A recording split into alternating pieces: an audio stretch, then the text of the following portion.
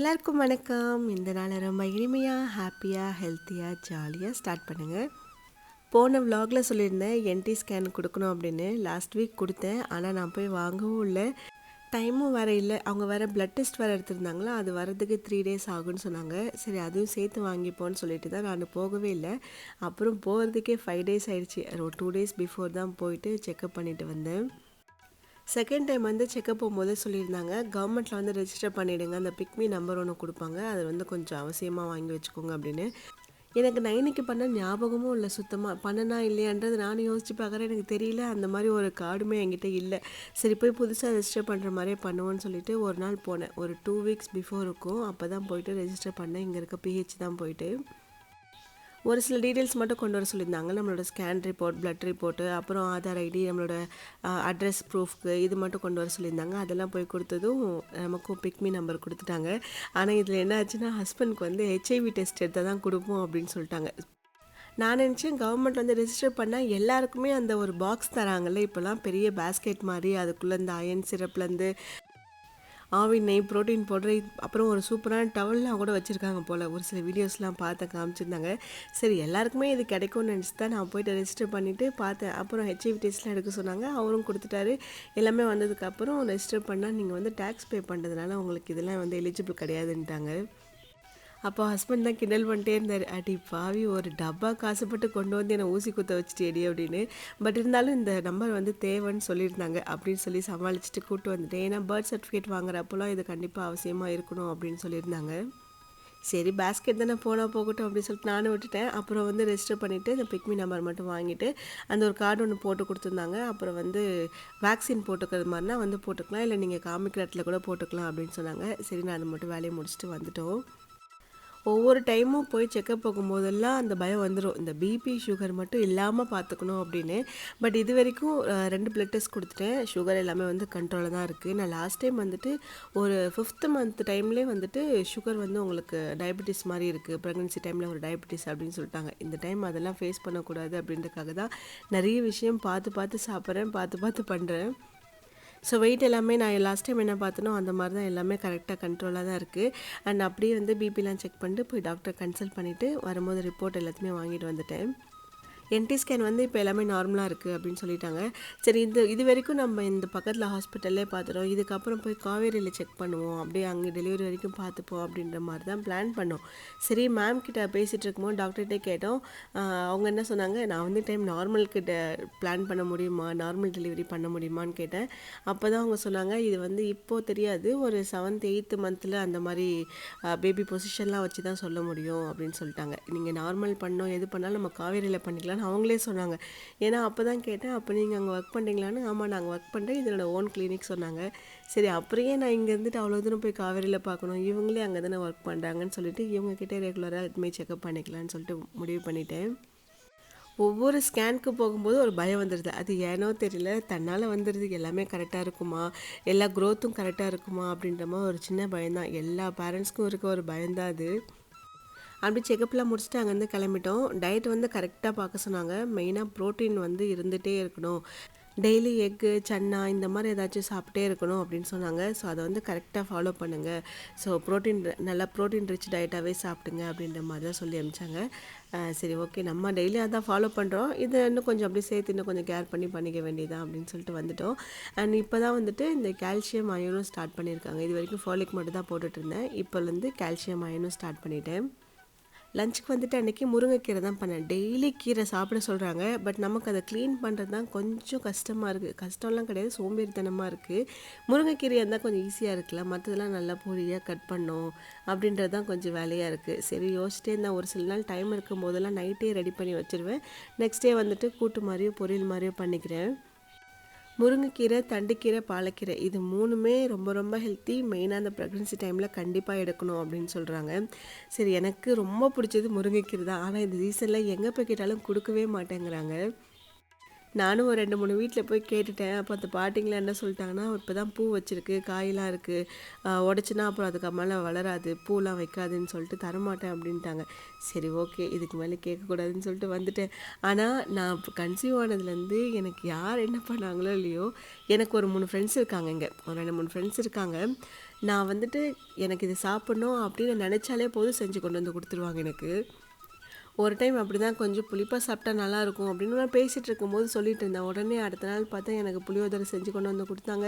எந்த குருமா வச்சாலும் சரி, சன்னா வச்சாலும் சரி, கீரை வச்சாலும் சரி, எதெல்லாம் ஹெல்த்தியாக செய்கிறாங்களோ எனக்கு கொஞ்சம் கொண்டு வந்து கொடுத்துட்டு போயிடுவாங்க வீட்டில். அப்படி தான் என்னோடய ஃப்ரெண்டு ஒருத்தவங்க ஒரு பாட்டியை போயிட்டு 2-3 நாளாக பேசி கரெக்ட் பண்ணி காசெல்லாம் கொடுத்து இந்த முருங்கைக்கீரை எனக்காக வாங்கிட்டு வந்து கொடுத்துட்டு போனாங்க. இதுக்கப்புறம் சொல்லுங்கள், உங்களுக்கு உடனே நான் போய் வாங்கிட்டு வரேன், பாட்டி நம்மால் தான் அப்படின்னு சொல்லிட்டு போனாங்க. அதே மாதிரி இந்த மாங்காய் ரைஸ் வந்துட்டு எனக்கு ரொம்ப பிடிச்சிருந்தது. ஒரு டைம் ஃப்ரெண்டு வீட்டில் கொடுத்துருந்தாங்கன்னு சாப்பிட்டேன். நல்லா இருக்குன்னு சொன்னது தான் திரும்ப அவங்க செஞ்சப்போ கொண்டு வந்து எனக்காக பாக்ஸில் போட்டு கொடுத்துட்டு போனாங்க. இந்த மாதிரி எனக்கு ஏதாச்சும் வேணும் அப்படின்னா டக்குன்னு செய்கிறதுக்கு எனக்கான ஒரு க்ளோஸ் ஃப்ரெண்ட்ஸ் இங்கே சில பேர் இருக்காங்க. அது நினைக்கும் போது எனக்கு கொஞ்சம் ப்ரௌடாக தான் இருக்குது. நாங்கள் இங்கே மோஸ்ட்டாக அப்படி தான், என்ன செஞ்சாலும் சரி நாங்கள் எல்லோரும் கொஞ்சம் கொஞ்சம் கொடுத்து ஷேர் பண்ணிப்போம். அது வந்துட்டு செய்யும் போதே கொஞ்சம் சேர்த்து தான் செய்வோம். சரி அவங்களுக்கு கொஞ்சம் கொடுத்துருவோம் அப்படின்னு சொல்லிட்டு சேர்த்து தான் செய்வோம். சரி இன்றைக்கி வந்து கொஞ்சம் பருப்பு போட்டு கடைஞ்சிட்டு நாளைக்கு வந்து ராகி அடை மாதிரி செஞ்சுப்போன்னு சொல்லிட்டு கீரையை 2ஆக டிவைட் பண்ணி கொஞ்சம் எடுத்து ஃப்ரிட்ஜில் வச்சுட்டேன். மீதி வந்து அன்றைக்கி ஆஃப்டர்நூன் லஞ்சுக்கு ரெடி பண்ணிட்டேன். ஒரு சில சேஞ்சஸ்லாம் இந்த ப்ரெக்னென்சி டைமில் வரும்னு தான் சொல்லுவாங்க. ஆனாலும் எனக்கு இப்படி வரும்னு நான் எதிர்பார்க்கவே இல்லை. நல்லா நான்வெஜ் சாப்பிட்ற ஆள் தான் நான். சாப்பிட மாட்டேன், பிடிக்காது அப்படின்லாம் சொல்ல மாட்டேன். ஆனால் எனக்கு என்னமோ இந்த டைமில் நான்வெஜ்ஜே பிடிக்கல சுத்தமாக. அது சும்மா சாப்பிட்ணும், ஒரு 2 பீஸ் 3 பீஸ் சாப்பிடுவோம் அவ்வளோதான். அதுக்கு மேலெலாம் பிடிச்சிலாம் சாப்பிடவே பிடிக்கல. எனக்கு எப்படி இருக்குன்னா நல்லா சாம்பார், கூட்டு, பொரியல் இந்த மாதிரி வெறும் வெஜ்லேயே போயிடுவோம் அப்படின்ற மாதிரி தான் தோணுது. அப்படி தான் தேடிது முதல்ல. அதே மாதிரி ஒரு ஷார்ட்ஸில் கூட கேட்டிருந்தேன், உங்களுக்கு என்ன மாதிரிலாம் சேஞ்சஸ் இருந்துச்சு அப்படின்னு. சில பேர் வந்து இந்த சாதம் வடிக்கிறப்போ கூட அந்த ஸ்மெல்லு பிடிக்கல அப்படின்னு சொல்லியிருந்தீங்க. நிறைய சொல்லியிருந்தீங்க. சில பேர் என்ன, அந்த செங்கல் இருக்குல்ல, நான் அதெல்லாம் வந்துட்டு ஒரு 4-5 பீஸ் ஒரு நாளைக்கு சாப்பிடுவேன், எனக்கு அது என்னமோ ஒரு மாதிரி கிரேவிங் ஆகிடுச்சு அப்படின்னு சொன்னாங்க. அப்படிலாம் வருமானு எனக்கு தெரியல. ஆனால் எனக்கு இப்போ எப்படி இருக்குன்னா, எனக்கு அந்த அயர்ன் ஸ்மெல்லே பிடிக்கல. நான் இப்போ கேஸ்ட் அயர்னில் சமைக்கிறேன் அப்படின்னா எனக்கு அந்த ஸ்மெல்லு சுத்தமாக பிடிக்கல. சமைச்சதுக்கப்புறமும் எனக்கு அந்த ஃபுட்டுலேருந்து அந்த ஸ்மெல்லு வர மாதிரியே இருக்குது. அது ஒரு மாதிரி கொமட்டலாகவே இருக்குது. ஸோ அது வந்து சுத்தமாக பிடிக்கல. அதே மாதிரி மண் சட்டியில் நான் சமைக்கிறேன். அது நிறைய வீடியோஸில் நீங்கள் பார்த்துருப்பீங்க. மெயினாக மண் சட்டிலையும் கேஸ்ட் அயர்ன் தான் அதிகமாக யூஸ் பண்ணுவேன். இப்போ அந்த சட்டி வந்துட்டு வச்சுன்னா அது கொஞ்சம் நல்லா சூடானதுக்கப்புறம் ஒரு மாதிரி ஸ்மெல் வரும்ல, அந்த ஸ்மெல்லு செம்மையாக கொமட்டல் வருது. அதாவது நம்ம எதெல்லாம் ரொம்ப ரெகுலராக பண்ணிகிட்டு இருந்தோமோ அதெல்லாம் இப்போ பிடிக்கல. எதெல்லாம் வந்துட்டு நம்ம ரொம்ப நாள் பண்ணாமல் இருக்கோமோ அதெல்லாம் வந்துட்டு இப்போ எனக்கு பிடிக்குது அப்படின்ற மாதிரி தான் இருக்குது.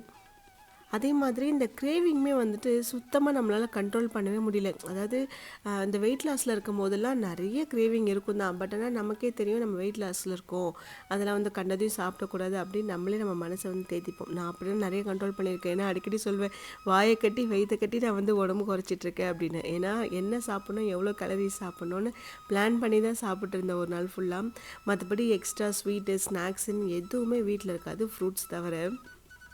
ஸோ அந்த டைமில் வந்துட்டு நல்லா கண்ட்ரோல் பண்ண முடிஞ்சுது அந்த கிரேவிங் வந்துட்டு. ஆனால் இப்போது நான் என்னால் முடிஞ்ச வரைக்கும் ட்ரை பண்ணுறேன். இல்லை தோணுச்சுனாலும் பரவாயில்ல, சாப்பிடக்கூடாது. அதுவும் நல்ல ஃபுட்டெல்லாம் சாப்பிட தோணா பரவாயில்ல, ஏதாச்சும் ஜங்க்கு தான் சாப்பிடணும் போல் தோணுது. எனக்கு திடீர்னு ஒரு நாள் கார்லிக் ப்ரெட்டெல்லாம் ஒரு மாதிரி கார்லிக் ப்ரெட் சாப்பிட்லாமா அப்படின்ற மாதிரிலாம் கிரேவிங் வந்துடுச்சு. ஒரு சிலதெல்லாம் சாப்பிட தோணுது. அதாவது புளிப்பாக சாப்பிட்ணும், ஸ்பைஸியாக சாப்பிட்டா வந்துட்டு பையன், ஸ்வீட்டாக சாப்பிட்டா பொண்ணு அப்படின்ற மாதிரி நிறைய பேர் கமெண்ட்டில் சொல்லியிருந்தீங்க. எனக்கு வந்துட்டு ஒவ்வொரு டைம் ஒரு ஒரு மாதிரி தான் இருக்குது. எல்லாமே மிங்கிளான மாதிரி தான், மிக்சடு எனக்கு கிரேவிங்காக தான் இருக்கே தவிர இதுதான் அப்படின்ற மாதிரி இல்லை. ஒரு நாள் புளிப்பு சாப்பிட்னா, ஒரு நாள் காரமாக சாப்பிடணும் போல் இருக்குது, ஒரு நாள் ஏதாவது ஸ்வீட் சாப்பிட்லாமா அப்படின்னு தோணுது. ஸோ மிக்சர் கிரேவிங் தான் நமக்கு. அதனால் நமக்கு என்ன அப்படின்றது என்னால் ஜட்ஜ் பண்ணவும் முடியாது. அது வந்து நமக்கு நீடும் இல்லைன்னு தோணுச்சு. சரி எதுவாக இருந்தாலும் ஓகே, அது பாயாக இருந்தானே கேர்ளாக இருந்தானே எதுவாக இருந்தாலும் ஹெல்த்தியாக வந்தால் போதும் அப்படின்ற மாதிரி தான் ஒரு மைண்ட் செட்டில் இருக்கேன். எனக்கு என்னென்னா, நைனிக்கு நல்ல ஒரு கம்பெனி இருக்கணும், கடைசி வரைக்கும் பாசமாக இருக்கணும். சண்டை வரும் தான் சின்ன வயசில், பட் வளர்ந்ததுக்கு அப்புறம் தானே தெரியும் அந்த ஒரு பாண்டிங் எல்லாமே. அவ்வளோ அஃபெக்ஷன் வரும் நம்ம கூட பிறந்தவங்க கூட. ஸோ அந்த மாதிரி நல்ல ஒரு அஃபெக்ஷனாக இருந்தால் போதும். மற்றபடி இந்த காசு பணம் சொத்துன்னு அதெல்லாம் எந்த ஒரு இன்ட்ரெஸ்ட்டுமே இருக்கக்கூடாது. ஆசை வந்து அதனால சண்டை வரக்கூடாது. அதுதான் எனக்கு தெரிஞ்சு, அது மட்டும் தான் நான் யோசிக்கிறது. கூட சிப்ளிங்ஸ் இருந்தாலும் எப்பயுமே ஒன்றா இருக்கணும், சேர்ந்தே இருக்கணும் அப்படின்றது தான் என்னோடய ஆசை. ஏன்னா நாங்கள் 3 பேர், என் அண்ணன் தம்பி நாங்கள் எல்லாருமே இது வரைக்கும் பெருசாக சண்டை போட்டதே கிடையாது. சின்ன வயசில் போட்டிருமான்னு தெரில, பட் வளர்ந்து இவ்வளோ பெருசாகிடுச்சு, மேரேஜ் ஆகிட்டு குழந்தை வந்துருச்சு. ஆனால் இது வரைக்கும் எங்களுக்குள்ளே இந்த காசு பணம் அப்படின்ற ஒரு பேச்சு வந்ததும் கிடையாது. அதனால எந்த ஒரு சண்டையும் நாங்கள் போட்டதும் கிடையாது. நாங்கள் அப்போ எப்படி இருந்தோமோ அதே மாதிரி தான் இப்பயும் ரொம்ப விளையாட்டுத்தனமாக அப்படியே தான் இருப்போமே தவிர, ரொம்ப வந்து லைஃப் அப்படியே ரொம்ப சீரியஸாக எடுத்துகிட்டு போயிட்டு இதெல்லாம் சேர்த்து வைக்கணும், அதெல்லாம் பண்ணணும், இந்த சொத்தெல்லாம் எழுதிக்கணும் அப்படின்ற ஒரு மைண்ட் செட் இது வரைக்கும் எங்களுக்குள்ளே வந்ததே கிடையாது. அதே மாதிரி இந்த வீட்டுக்குள்ளேயே ஈகோவோட சில பேர் இருப்பாங்க. அந்த மாதிரி ஒரு விஷயமும் எங்கள் வீட்டில் நான் பார்த்ததே கிடையாது. எனக்குள்ளேயும் சரி, என் அண்ணன், தம்பி, என் அம்மான்னு நாங்கள் யாருமே அந்த மாதிரி ஒரு ஈகோவால் சண்டை போட்டு பேசாமல் இருந்ததே கிடையாது இது வரைக்கும். டெய்லியுமே பேசிப்போம். அப்படி பேசலனாலும் பரவாயில்ல, ஒர்க் இருக்குது அப்படின்னு சொல்லிட்டு கூட விட்டுருவோமே தவிர, ஆனால் ஒரு ஈகோவால் ஏதோ ஒரு பிரச்சனை வந்து நாங்கள் பேசாமல் இருந்ததே கிடையாது. ஏன்னா நான் சில பேர் எனக்கு தெரிஞ்சவங்க வீட்டிலேயே பார்த்துருக்கேன். அதான் வீட்டுக்குள்ளேயே அப்பாவுக்கு பையனுக்கு சண்டை, ஒரு ஈகோவில் சண்டை, அப்புறம் அந்த கூட பிறந்தவங்க கூட ஈகோவில் சண்டை. ஸோ இந்த மாதிரிலாம் நான் பார்த்துருக்கேன். அதெல்லாம் பார்க்கும்போது நினைப்பேன், பரவாயில்ல நம்ம வீட்டில் எவ்வளவோ தேவலாம் அப்படின்னு.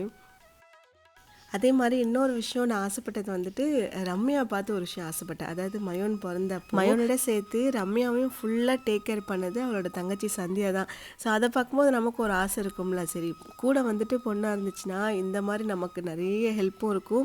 நமக்கு ஒரு அதாவது நம்மளால் எல்லாத்தையுமே ஷேர் பண்ணிக்க முடியும், நமக்கு நிறைய ஹெல்ப் பண்ண முடியும், நம்ம மேலே நிறைய பாசத்தை வைக்க முடியும். பையனாக இருந்தால் நமக்கு இந்த அளவுக்கு ஹெல்ப் பண்ணலைனாலும் ஓரளவுக்கு சப்போர்ட்டாக இருக்க முடியும்ல. ஸோ அது மாதிரி தான் நானுமே ஒரு சிலதில் ஆசைப்பட்டேன். அதாவது எதுவாக இருந்தாலும் ஓகே, கண்டிப்பாக ஒரு நாளைக்கு டெய்லியும் கீரை எடுத்தே ஆகணும் அப்படின்றதுக்காக இன்றைக்கி முருங்கைக்கீரை கடையில் வச்சிட்டேன் பருப்பு போட்டு. கூட வந்து பொரியலுக்கு பீட்ரூட், சிக்கன் வந்து எனக்கு பெருசாக பிடிக்கல தான், ப்ரோட்டீனுக்காக சாப்பிடணுமே அப்படின்றதுக்காக ஒரு 2-3 பீஸ் மட்டும்தான் எடுத்து வச்சுருக்கேன். அண்ட் சன்னா கிரேவி வந்துட்டு என் ஃப்ரெண்டு எனக்காக செஞ்சு கொண்டு வந்து கொடுத்துட்டு போனாங்க. ஸோ அதான் சொன்னேன்ல, என்ன செஞ்சாலும் ஹெல்த்தியாக இருந்துச்சுன்னா கொண்டு வந்து எனக்கு கொடுத்துட்டு போயிடுவாங்கன்னு. ஸோ ஆஃப்டர்நூன் கரெக்டாக சாப்பிட்ற டைமில் கொண்டு வந்தாங்க. நல்ல வேளை சாப்பிட்லையா அப்படின்னு சொல்லிட்டு அவசர அவசரமாக எனக்காக செஞ்சு கொண்டு வந்து கொடுத்தாங்க. ஸோ ஒரு பிளேட்டில் இந்த மாதிரி இருக்கிறது பார்த்துக்கோங்க. அது வந்துட்டு ரொம்ப ரொம்ப அவசியம்தான். நமக்குமே அது ஹெல்த்தி அண்ட் பேபிக்கும் வந்துட்டு அது ரொம்ப ஹெல்த்தி. ஸோ அந்த மாதிரி பார்த்து சாப்பிட்றது ரொம்ப நல்லது. அண்ட் நிறைய பேர் உங்களோட எக்ஸ்பீரியன்ஸை என்கிட்ட ஷேர் பண்ணியிருந்தீங்க. அண்ட் இப்போ வந்துட்டு நான் 4th மந்த், நான் 5th மந்த், 8th மந்த் நிறைய பேர் சொல்கிறீங்க கமெண்ட்ஸில். எல்லாருமே சேஃபாக இருங்க, நல்லா சாப்பிடுங்க. ஸோ நிறைய பேர் என்னை வந்துட்டு என்ன சொல்லியிருந்தீங்கன்னா, நீங்கள் என்ன சாப்பிட்றீங்க கொஞ்சம் ஷேர் பண்ணுங்கள் அப்படின்னு சொல்லியிருந்தீங்க. நான் அதை ஒரு இன்னொரு விலாகில் ஃபுல் டே விலாகாகவே நான் காமிக்கிறேன். மார்னிங்லேருந்து நைட் வரைக்கும் என்னென்ன சாப்பிட்றோம், என்ன பண்ணுறோம் அப்படின்றத நான் உங்களுக்கு இன்னொரு விலாகில் ஃபுல்லாக காமிக்கிறேன். பட் அண்ட் இதெல்லாம் வந்துட்டு செக்அப் பண்ணிவிட்டு வரும்போது வாங்கிட்டு வந்த டேப்லெட்ஸ் தான். அது கால்சியம், அயர்ன், அப்புறம் வந்துட்டு ஃபாலிக் ஆசிட், ப்ரொஜெஸ்ட்ரான் ஒன்று கொடுத்துருக்காங்க. அது இன்னும் ஒரு 2 மந்த்ஸ்க்கு மட்டும் எடுங்க அப்படின்னு சொல்லியிருக்காங்க. அது வந்துட்டு ஏதாச்சும் யூட்ரஸ்லாம் வீக்காக இருக்கான்னு கேட்டேன். வீக்லாம் கிடையாது, பட் அது வந்து ஒரு சேஃப்டிக்கு தான், நல்ல க்ரோத்துக்காக தான் அப்படின்னு சொன்னாங்க. சரி ஓகே அப்படின்னு சொல்லி விட்டுட்டேன். ஏன்னா ஒரு வேளை நீங்கள் அந்த டேப்லெட்ஸ் எடுத்திருந்தீங்கன்னா எவ்வளோ மந்த் எடுத்திருந்தீங்கன்னு எனக்கு கமெண்ட்டில் சொல்லுங்கள், நானும் கொஞ்சம் தெரிஞ்சுக்கிறேன். ஏன்னா நமக்கு ஒன்றும் தெரிய போகிறது கிடையாது. டாக்டர் என்ன சொல்கிறாங்களோ நம்ம அதை தான் ஃபாலோ பண்ணி ஆகணும். ஸோ எவ்வளோ ஹெல்த்தியாக ஃபுட்டு சாப்பிட்டாலும் சின்ன சின்ன ஒரு கிரேவிங் வரும். ஏதாச்சும் சாப்பிடணும் போல் இருக்குது அப்படின்னா ஒரி பண்ணிக்கவே வேண்டாம், உடனே சாப்பிட்ருங்க. அதெல்லாம் வந்து தள்ளி வச்சுட்டு சரி இப்போது சாப்பிடணுமா வேண்டாமா அப்படின்ற ஒரு கன்ஃபியூஷன்லாம் தேவையில்லை. சாப்பிட்ணுன்னு தோணுச்சுன்னா உடனே போயிட்டு வெளில ஏதாவது சாப்பிட்னா கூட பரவாயில்ல, சாப்பிட்டு வந்துடுங்க. ஏன்னா சம்டைம்ஸ் அதுவே நமக்கு ஒரு ஸ்ட்ரெஸ் ஆகும். அதாவது நான் என்ன பண்ணேன்னா, ஒரு நாள் ஏதாச்சும் என்னமோ ஒன்று சாப்பிடணும் போல் இருந்துச்சு. எனக்கு ஆக்சுவலி இந்த ஆயில் ஃப்ரை பண்ணதெல்லாம் பிடிக்காது. ஆனால் ஒரு நாள் எனக்கு இந்த போண்டா மட்டும் சாப்பிடணும் போல் இருந்துச்சு சொல்லிட்டு ஹஸ்பண்ட்டை கேட்டேன். இவர் என்ன பண்ணிட்டாரு, அது ரொம்ப ஆயிலியாக இருக்கும் வேண்டாம் அப்படின்னு சொல்லிட்டாரு. சரி எனக்கும் ஒரு பக்கத்தில் ஆமாம் எதுக்கு சாப்பிடணும் அப்படின்ற மாதிரி தோணிடுச்சு. அப்புறம் நான் ஹோட்டலில் கேட்கும்போது அவங்க என்ன சொல்லிட்டாங்க, பிளேட்டில் வந்து 5 தான் வரும், 5 வரும்னு சொல்லிட்டாங்க. ஒன்றுனா பரவாயில்ல, பட் 5 வந்துட்டு எல்லாத்தையும் நம்ம தள்ளியே கட்டிட்டு வரே, நம்மளே எல்லாத்தையும் சாப்பிட்ற மாதிரி ஆயிரும்னு சொல்லிட்டு சரி வேண்டான்னு சொல்லிட்டேன். அப்புறம் வீட்டுக்கு வந்ததுக்கப்புறம் எனக்கு என்னென்னா, அது ஒரு விஷயமே கிடையாது தான். அதை உட்காந்து நான் ரொம்ப டீப்பாக யோசிச்சுட்ருக்கேன். போண்டா நம்மளால் வாங்கி சாப்பிட முடியலையே பாரு அப்படின்னு சொல்லிட்டு அதையே யோசித்து அதுவே எனக்கு ஒரு மாதிரி கோவம் வர மாதிரிலாம் ஆயிடுச்சு. சரி ஓகே, இதுக்கப்புறம் ஏதாச்சும் சாப்பிட்ணுன்னு தோணுச்சுன்னா உடனே அதை சாப்பிட்ற வேண்டியதான் அப்படின்னு சொல்லிட்டு முடிவு பண்ணிட்டேன். அப்புறம் செக்கப் போயிருந்தப்போ டாக்டர்கிட்ட தான் சொல்லியிருந்தேன், எனக்கு இந்த மாதிரி தூக்கமே வர மாட்டேங்குது. தூக்கம் வராதுக்கு ரீசன் வந்துட்டு என்னென்னா, நைனி வேறு பக்கத்துலேயே படுத்துட்டு இருப்பாளா, அவள் தூக்கி எங்கேயாச்சும் கால் டம்முன்னு வயிற்றில் போட்டுருவாளோன்னு ஒரு பயம்தான்.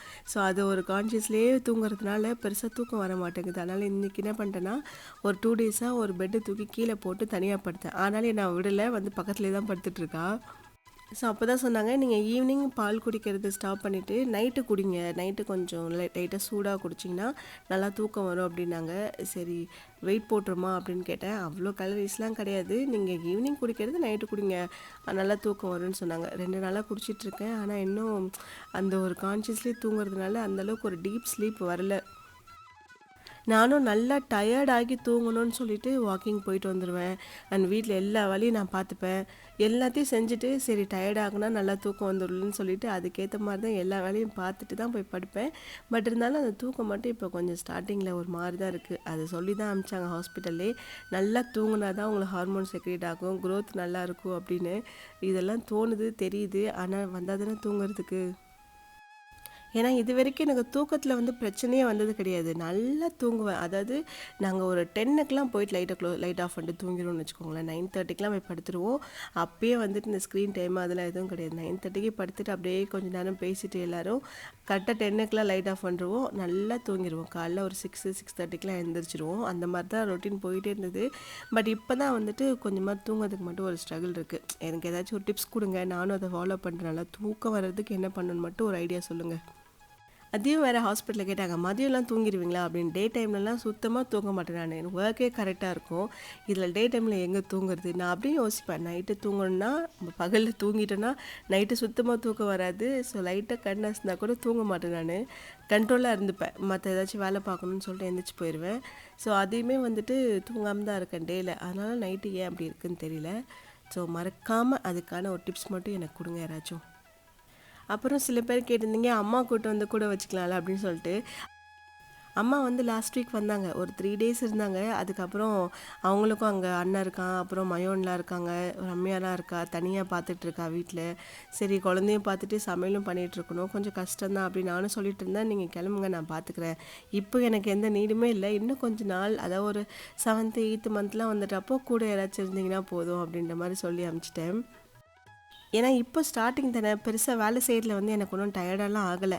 மேபி இன்னும் கொஞ்சம் ஃப்யூச்சரில் ஆகலாம். பட் இப்போ எனக்கு அது பெருசாக ஒரு கஷ்டமாக தெரியல அப்படின்றதுக்காக நானே தான் பார்த்துட்ருக்கேன். பின்னாடி தேவைப்பட்டுச்சுன்னா யாராச்சும் ஹெல்ப்க்கு ஒரு ஆள் வந்து வச்சுக்க வேண்டியதான். அது தேடி தான் இருக்கணும். இங்கே பக்கத்துலேயே இந்த கம்யூனிட்டிலே பார்த்துட்ருக்கேன். யாராச்சும் வந்தாங்கன்னா கூட ஹெல்ப்புக்கு ஒரு ஆளை பார்த்து வச்சுக்க வேண்டியதான் வீட்டில். அப்படியே லஞ்செலாம் முடிச்சுட்டு ஒரு சில வேலைக்கு அப்புறம் வந்துட்டு இந்த பொடியெலாம் வந்து ரெடி பண்ணி வச்சேன். எனக்கு எல்லாத்துக்கும் தேவைப்படுறது இந்த சீரகப்பொடி, கரம் மசாலா, பெப்பர் பொடி, அப்புறம் வந்து இந்த சோம்பும் பெப்பரும் சேர்த்து அரைச்சி வச்சுப்பேன். அதை 50-50 சேர்த்து 50 கிராம் பெப்பர், 50 கிராம் சோம்பு, இது ரெண்டுத்தையும் ஒன்றா போட்டு ரோஸ்ட் பண்ணி அரைச்சி வச்சுப்பேன். அது வந்து நிறைய இந்த நான்வெஜ்ஜுக்கு இல்லை வெஜ்ஜுனா கூட சரி, கடைசியில் கொஞ்சம் போட்டுன்னு நல்லாயிருக்கும். பழைய பாட்டில் எல்லாமே வந்துட்டு அந்த கேப்பு ஃபுல்லாக ஒரு மாதிரி அப்படியே ரெஸ்டிங் வச்ச மாதிரி இருக்குது. ஃபுல்லாக ரெஸ்ட் ஆகிடுச்சு, நல்லா துரு பிடிச்ச மாதிரி ஆகிடுச்சு. சரி அதனால் அதை வந்து ரீப்ளேஸ் பண்ணிவிடுவோன்னு சொல்லிவிட்டு அதை எல்லாத்தையும் தூக்கி அப்படியே வச்சுட்டு அந்த இடத்துக்கு ரீப்ளேஸ் பண்ணுறதுக்காக புதுசாக பாட்டில் வாங்கியிருந்தேன். ஸோ அதில் வந்து எல்லாத்தையும் போட்டு ஃபில் பண்ணி வச்சுட்டேன். இது வந்து நெக்ஸ்ட் டே போனது தான். அது சும்மா விலாகில் எடுத்துப்போமேன்னு எடுத்துட்டேன். பயங்கர கிரேவிங்காக இருந்துச்சு. சொல்லலை, கார்லிக் பிரெட் சாப்பிட்ற மாதிரியே இருந்துச்சுன்னு சொல்லிட்டு சரின்னு சொல்லிட்டு பக்கத்தில் தான் போனேன். நான் டாமினோஸ் போய்க்கலான்னு தான் பார்த்தேன். அப்புறம் சரி ஒரு டைம் ஃப்ரெண்ட்ஸ் கூடலாம் இங்கே வந்திருக்கேன். ஸோ இப்போ குட்டீஸ் ஃப்ரெண்ட்ஸ் எல்லாருமே சேர்ந்து வரவே இங்கே எல்லாமே நல்லா தான் இருந்துச்சு சாப்பிட்டது. அதனால் சரி இங்கேயே போய்க்கலான்னு சொல்லிட்டு இங்கே வந்தோம். நானும் ஹஸ்பண்ட் மட்டும் தான் வந்தோம். நைனி வந்து டான்ஸ் கிளாஸ் போயிட்டா அப்போது. ஆமாம், சரி அவளை எது கொண்டு வந்து ஜங்க்லாம் பழக்கப்படுத்தணும்னு சொல்லிட்டு அவளை விட்டுட்டோம். கண்டிப்பாக பார்க்குறவங்க திட்டாதீங்க, வேணும்னா அவளை விட்டுட்டு வரல. எனக்கு ஒரு மாதிரி திடீர்னு கிரேவிங், அதுவும் எப்போனா ஒரு 7:30 8 கிட்ட, 7:30 7 அந்த மாதிரி தான் இருக்கும். சரி போயிட்டு கார்லிக் பிரெட் மட்டும் சாப்பிட்டு வருவோம் அப்படின்னு சொல்லிட்டு தான் வந்தேன். வந்து அந்த ஸ்மெல்லை பண்ணது தான் அப்பாடா அப்படின்ற மாதிரி என்னமோ ஒரு சாட்டிஸ்ஃபேக்ஷனாக இருந்தது, ஏன்னு தெரியல. மேலே வந்து பன்னீர் சீஸ்லாம் போட்டு கொண்டு வந்தாங்க. நல்லா தான் இருந்துச்சு. ஆனால் இருந்தாலும் டாமினோஸில் இருக்க மாதிரி கார்லிக் பிரெட் இது இல்லை அப்படின்னு தோணுச்சு. சரி இருந்தாலும் இப்போதைக்கு கிரேவிங்க்கு இதை சாப்பிட்டு போன்னு சொல்லிட்டு சாப்பிட்டேன். அப்புறம் ஹஸ்பண்ட் என்ன பண்ணார், குங்பாவ் சிக்கன் ஒன்று ஆர்டர் பண்ணார். சைனீஸ் ஸ்டார்டர் மாதிரி தான் இருந்தது. ஒரு மாதிரி ஸ்வீட்டாக அந்த சாஸ்லாம் போட்டிருக்குன்னு எனக்கு அவ்வளோ பிடிக்கல. அதனால் அவரையே சாப்பிட்டு சொல்லிட்டேன். சரி என்னோடய கிரேவிங் இன்றைக்கி கார்லிக் ப்ரெட் தான். அதனால இது முடிஞ்சிருச்சு. அப்படியே அங்கேருந்து கிளம்பிட்டு நைனுக்கு வந்துட்டு சாக்ஸ் வாங்கணும்னு நினச்சிட்டு இருந்தேன். ஸ்கூலுக்கு வந்துட்டு பிளாக் தான் போடணுமா, இப்போ புதுசாக ரூல்ஸ் கொண்டு வராங்க. ஏன்னா ஸ்கூல் ஸ்டார்ட் பண்ணும்போது நான் பிளாக்கு, ப்ளூ, ஒயிட்டு இந்த மாதிரிலாம் சாக்ஸ் வாங்கி வச்சுருந்தேன். பிங்க் அந்த மாதிரிலாம் வாங்கலை. பட் டீசெண்டான கலர் தான், பிளாக்கு, ப்ளூ, ஒயிட்டு. ஸோ இப்போ திடீர்னு என்ன பண்ணிட்டாங்க, பிளாக் சாக்ஸ் மட்டும்தான் இருக்கணும் அப்படின்னு சொல்லிட்டாங்களாம். சரி அதனால் ஒரே ஒரு பேர் தான் இருந்துச்சு. போய் அவளுக்கு பிளாக் சாக்ஸ் வாங்கிட்டோம். அண்ட் இன்னொரு புது ரூல் என்னென்னா, ஹேர் பேண்டு கூட கலரில் போட்டு போகக்கூடாதான்.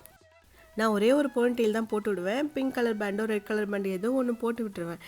ஆனால் இப்போ கொஞ்ச நாள் என்ன பண்ணுறாங்கன்னா, கலராக பேண்ட் போட்டிருக்காங்க. எல்லாரையும் போயிட்டு அசம்பிளி முடிஞ்சதும் ஓரமாக நிற்க வச்சிடறாங்க. ரொம்ப நேரம் கழிச்சு தான் கிளாஸ்க்கு அனுப்புகிறாங்கன்னா, அதில் ஒரு 2 நாள் நின்றுட்டு இருந்திருப்பா போல். அவளுக்கே பயம் வந்துருச்சு நைனிக்கு. எப்போ வந்துட்டு போனிடெயில் போட்டாலும் எனக்கு வந்து கலர் பேண்ட் போடாத, பிளாக் போடு பிளாக் போடுன்னு அவளே தேடி எடுத்துகிட்டு வந்து கொடுத்துட்டு போட சொல்கிறா.